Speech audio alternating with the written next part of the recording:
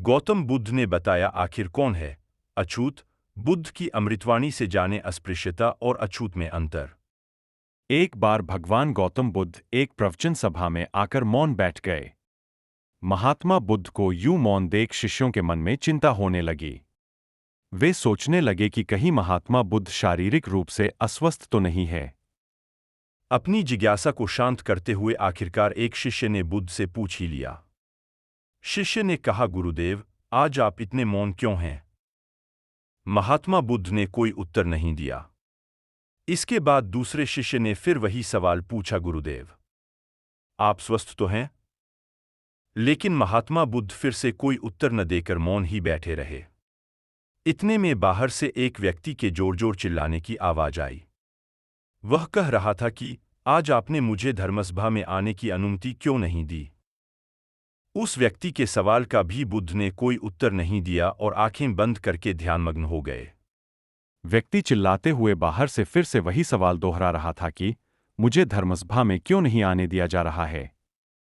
धर्मसभा में उपस्थित महात्मा बुद्ध के शिष्यों में से एक ने उस व्यक्ति का समर्थन करते हुए महात्मा से कहा, गुरुदेव, उस व्यक्ति को धर्मसभा के भी भीतर आने की अनुमति प्रदान कीजिए।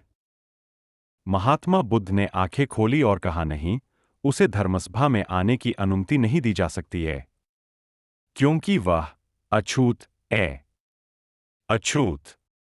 मगर क्यों?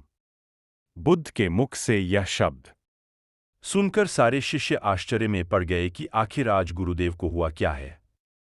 वे छुआछूत कब से मानने लगे। सभी शिष्यों मन के उठ रहे भावों को ताड़ते हुए बुद्ध ने कहा, हाँ, वह अछूत है, क्योंकि आज वह अपनी पत्नी से लड़कर आया है। क्रोध से जीवन की शांति भंग होती है। क्रोधी व्यक्ति मानसिक हिंसा करता है। इस क्रोध के कारण ही शारीरिक हिंसा होती है और क्रोध करने वाला अछूत होता है, क्योंकि उसकी विचार तरंगें दूसरों को भी प्रभावित करती है। इसलिए इसे आज धर्मसभा के बाहर ही रहना चाहिए।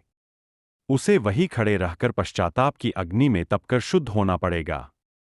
शिष्य समुदाय समझ गए कि महात्मा बुद्ध क्या समझाना चाह रहे थे। वो अस्पृश्यता और अछूत के बीच के अंतर को समझ गए कि अस्पृश्यता क्या है और अछूत कौन है। उस व्यक्ति को भी अपनी गलती का बहुत पश्चाताप हुआ और इसके बाद उसने कभी भी क्रोध न करने का प्रण लिया।